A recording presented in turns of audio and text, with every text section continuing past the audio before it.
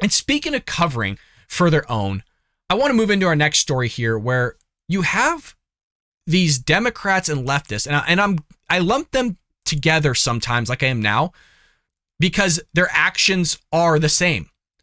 And so what happened here is that Democrats were cheering gleefully about Justice Brett Kavanaugh being harassed while eating dinner.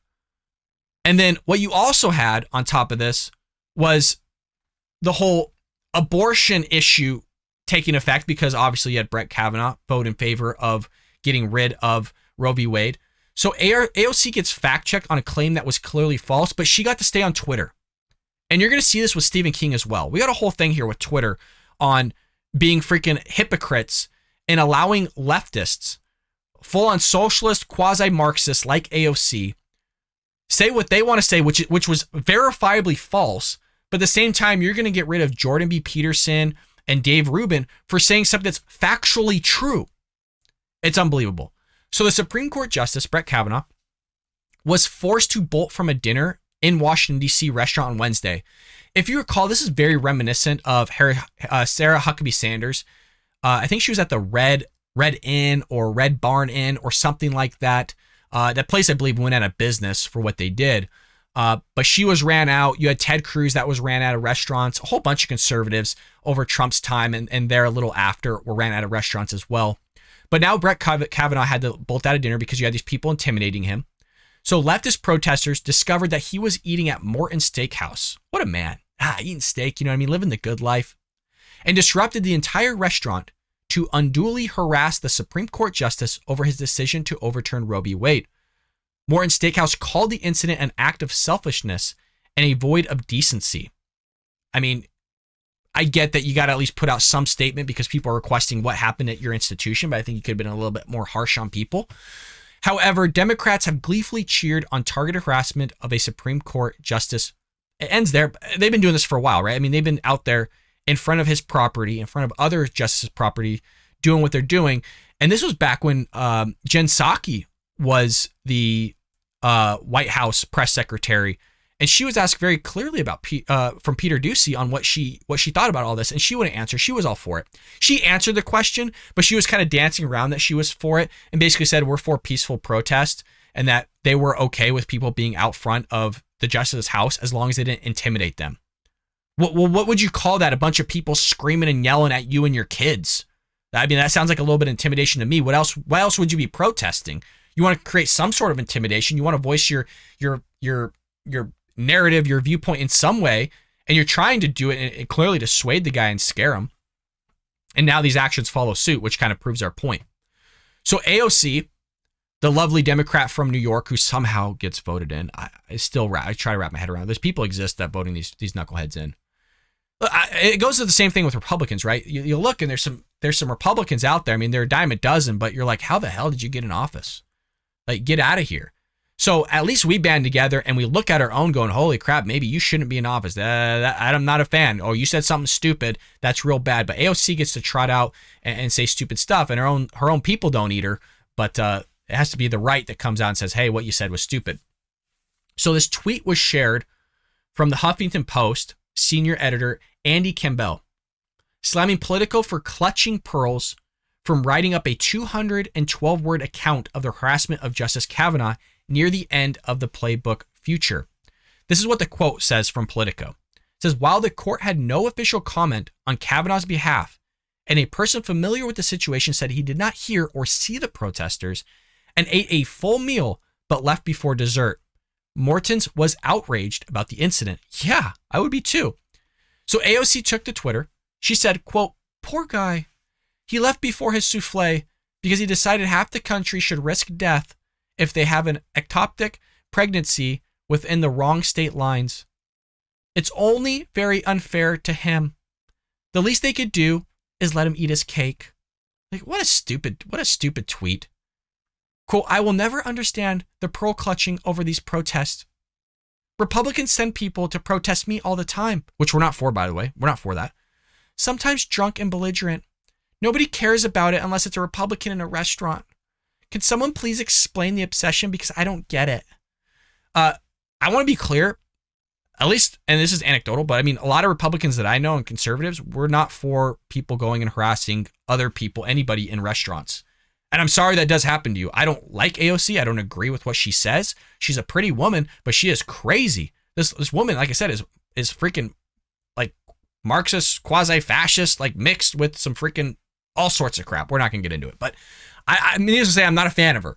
I don't support people going and harassing her in any way, whether that's,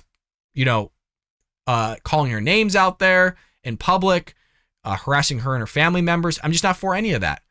So she writes that tweet and completely gets away with it. And she said some crazy stuff in there, as you heard.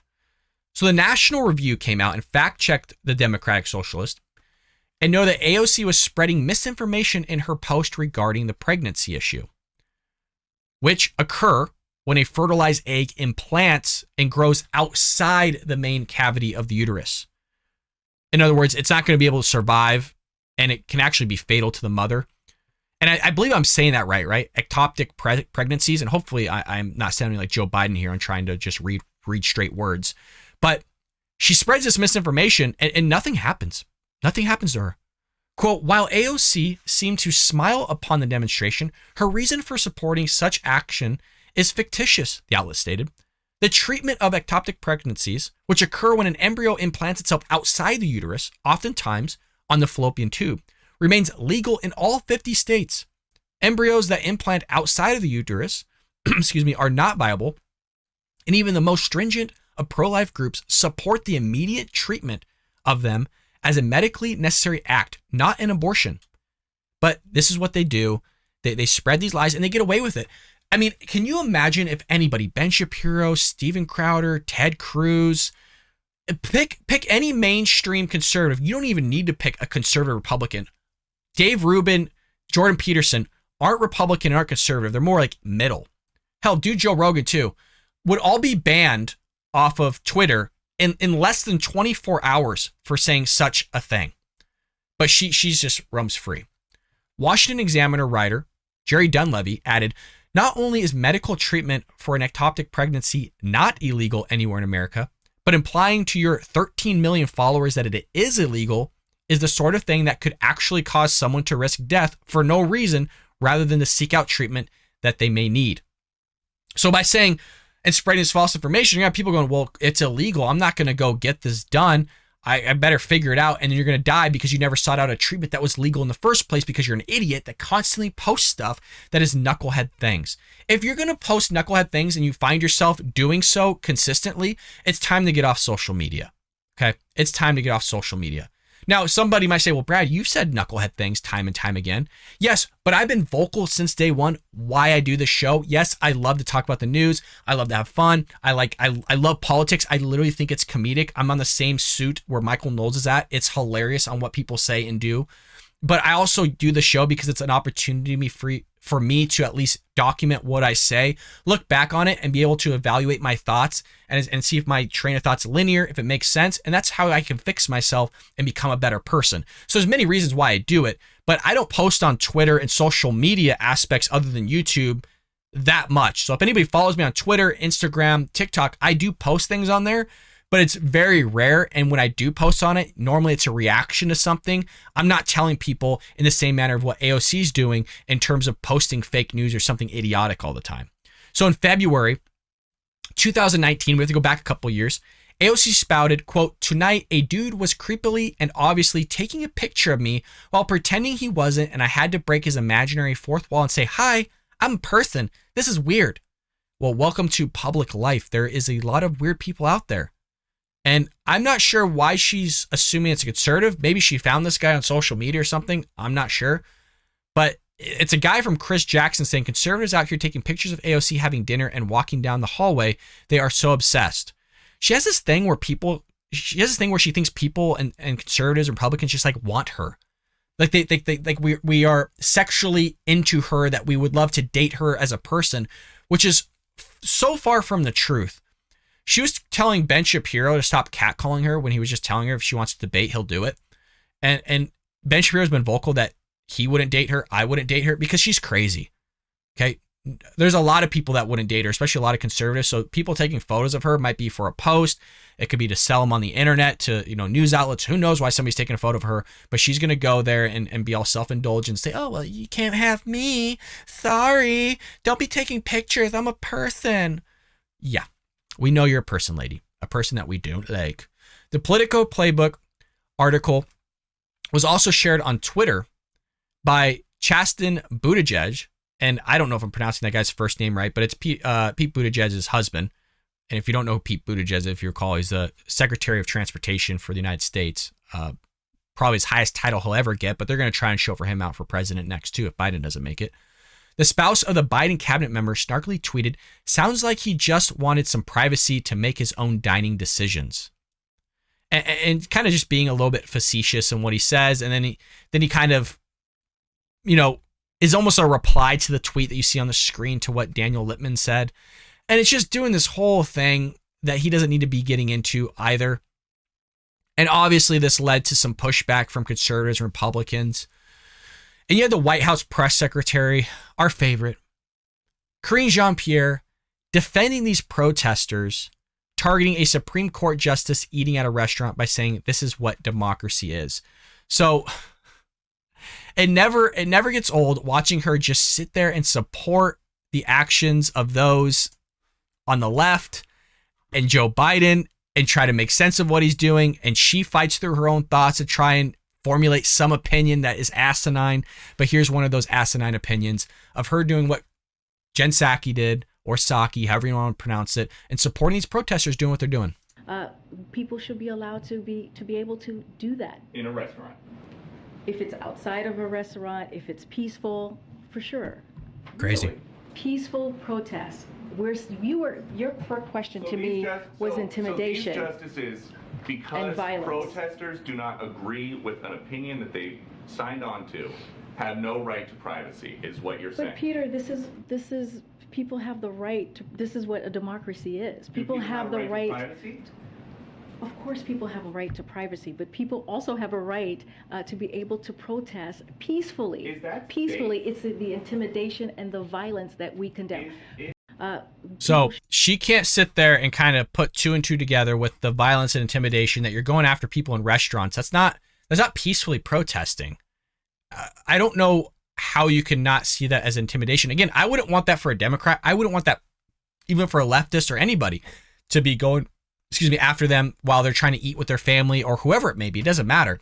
But the White House is all for it. And she's echoing what Jen Psaki said prior as well. So this isn't anything new.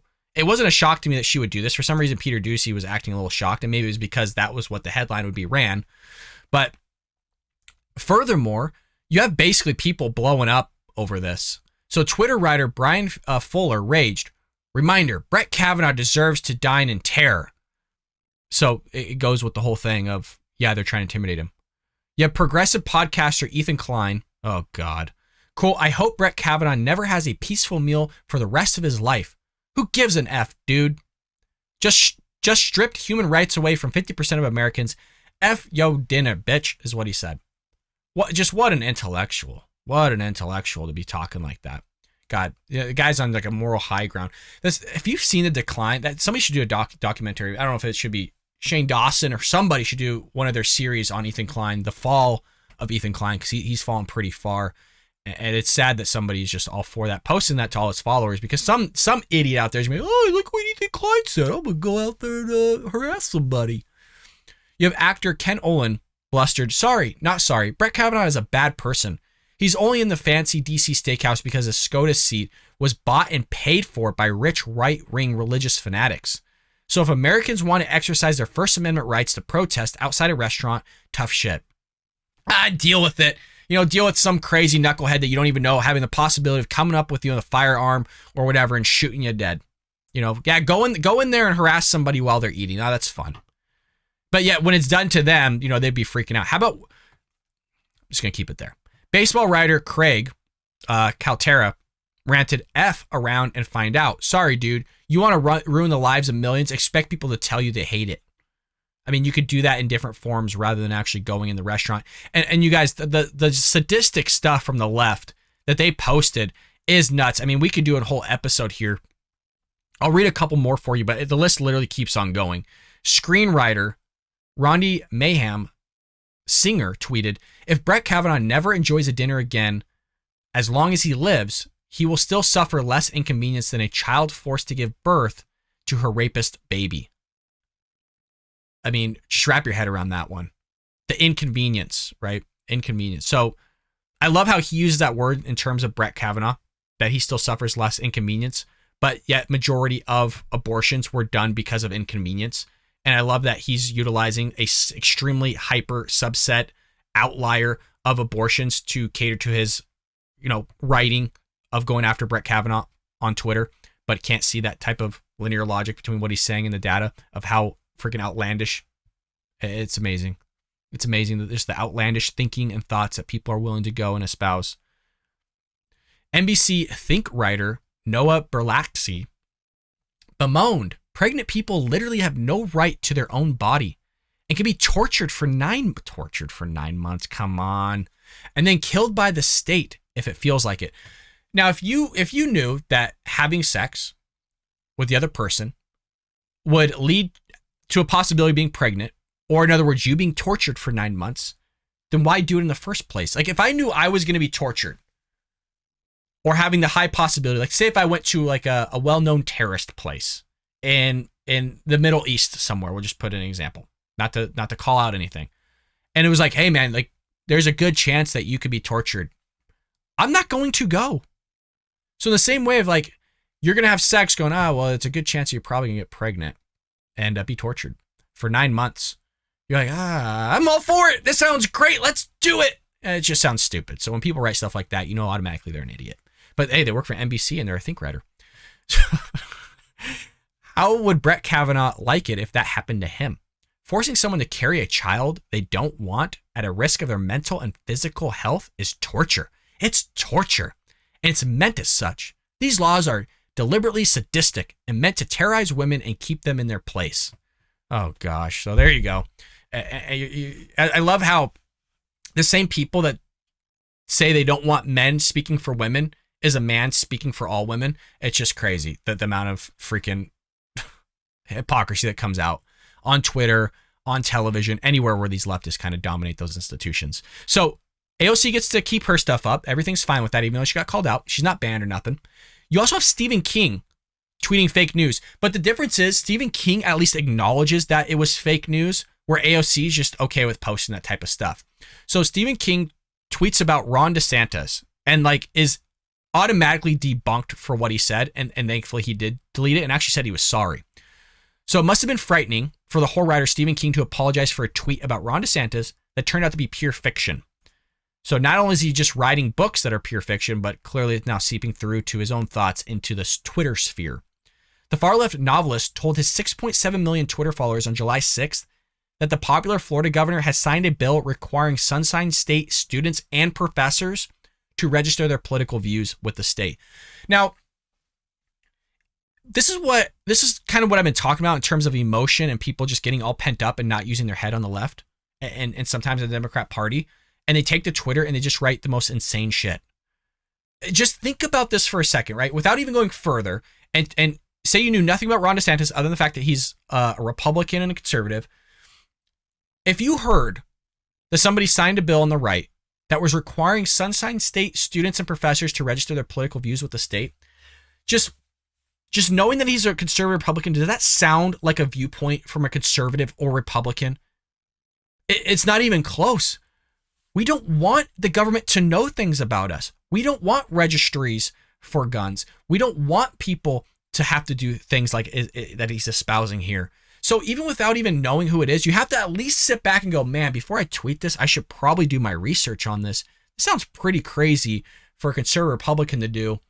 I think Ron DeSantis might be crazy if you're somebody on the left. So maybe I should hold off on a moment. But no. He's going to just go ahead and tweet it. So he said, I deleted a tweet about Ron DeSantis requiring notice of political views of students and teachers. That really was fake news. Sorry. So at least he had the wherewithal to go and like think and go, oh man, oops. But you should have had that wherewithal at least a little bit to think about it rather than going post it because you heard something on CNN or you heard something on the Twitter sphere from your other leftists and Hollywood friends that are clearly asinine in terms of politics. So Twitter, which selectively cracks down on anything it deems misinformation, did nothing about the tweet, folks, for several days before King acted. He got away with it. It is so frustrating because conservatives, Republicans, right-wingers, whatever you want to call somebody, gets banned within like hours of them posting something. He gets away scotch-free for days. AOC's stuff is still there. At the recording of this, I don't believe she's deleted it. So when the writer initially apologized, he blamed his source in the statement to none other, folks. You want to just take a guess of the source? Donald Trump talked about them all the time. Hey, fake news. Jim Acosta in the front row, you're sick, Jeb. Look at them. The fakest of them all. CNN. I regret having posted the headline without being more confident the story was correct, said King, who had retweeted the old phony story with the words, I can't even. Salon is usually more reliable. Twitter is a constant learning experience, and I will try to do better. I mean, how about just try to know the conservative perspective or the Republican perspective? We've said this time and time again. We grew up as conservative Republicans. We grew up in a leftist, Democratic-dominated institution called the education system. For literally the majority of our lives at most points, at least at the age of 33 right now, majority of my life was spent in that institution. I work in a leftist dominated institution called the education system now as a teacher. We were grown up in what your viewpoints were. You espouse your viewpoints all over the internet. We know what it is. The problem is you don't know conservative and Republicans' viewpoints. And we've said this time and time again. Case in point, you thought that's what we believed in. I mean, I can read that and go, wow, like I'm surprised that you even would think that we would be into something like that. But because you listen to CNN, because you listen to Salon and all these other places as reliable sources, like Brian Stelter's show, reliable sources, you're going to just post this crap all over the place. Like there's some stories I've sat on for like a week before I got to it because I want to make sure all the evidence was out. And if I were to talk about it, I'll present you the evidence of that specific time and say, hey, I'm going to withhold my opinion on what's taken place and wait for everything to come out, wait for the trial, and then we could really dive in and talk about it. But this is what we have on the news so far. You, as a viewer, can make a judgment if you would like. It's a free country. But I would hope that people in the Bald Brad show would go, hey, I'm going to refrain as well. It seems like pretty good information. We should wait till all the evidence comes out to see if something would change. But the left don't want to do that. They want to go protest. They want to post up on Twitter. That's asinine. I'm not even saying conservatives and Republicans and those on the right don't do the same thing as well. It's just in the masses when it comes to the left and the Democrat Party. The law DeSantis signed, as Salon botched, requires public colleagues and universities in Florida to perform voluntary annual surveys on the subject of intellectual freedom and viewpoint diversity. See, it's so funny. When you get into diversity of when the right wants to talk about it, all of a sudden it's bad, it's icky. That's why I say it's like a buffet. This is good. This fits my narrative. Oh, Republicans fitting my narrative? I don't want that. When did that get in here? Ew. Like, it's just the stuff they post. When we want to do diversity stuff, it's all bad. But they don't want to be inclusive to anything on the right, but they're going to tell you they're all about inclusivity. They're all about diversity, but they don't hire Republicans. They're all about diversity, but they don't want to hire Republicans or conservatives or anybody on the right wing of the aisle at any major institution that's dominated by the left. That's why we're all being ousted out of Hollywood. That's why you got to walk on eggshells in any educational system setting. You can't speak up because they don't want diversity. They want diversity of race and skin color. They don't want diversity of intellectual thought. PolitiFact, the left-wing fact-check site run by Poynter Institute, deemed King's claim misinformation. King claimed DeSantis signed a bill requiring Florida students, professors to register their political views with the state. We rate King's statement as false, but he's going to stay on Twitter. Granted, he deleted it, so even if he was caught, he would get to come back. The point is that it was up for days. And I'm trying to correlate it to all the conservatives, literally since we started the show. It's been, 15 months? I believe we started in February of 2021. How many have we gone through that have been banned or suspended? The most recent ones were Jordan B. Peterson, who's not a right-winger. People keep claiming that he is, but he's like, when did that happen? And then you have Dave Rubin, who's not a right-winger either, and he keeps going, well, when did that happen? And they're both banned because they said that a biological woman was basically a biological woman and not a biological man. And it was that actress, and her name slipped in my mind. She's from Juno. But they got banned for it. AOC Anybody on the left, that's fine. That's fine because that's how the left works. That's why Twitter sucks. That's why honestly I don't really post on there. It sucks. It's trash. I don't even know if it's something that Elon would have been able to fix. And he realized it was trash too, and that's why he pulled out. It wasn't just because of the numbers and they were lying. I don't know what he was expecting from the left in terms of giving them the numbers. They lie about everything. I mean, case in point, literally saying that it's Joe Biden's age. It's not his cognitive decline. I hope you enjoyed that clip from the Bald Brad Show. If you did, make sure to hit that subscribe button so you can stay up to date on all our future content.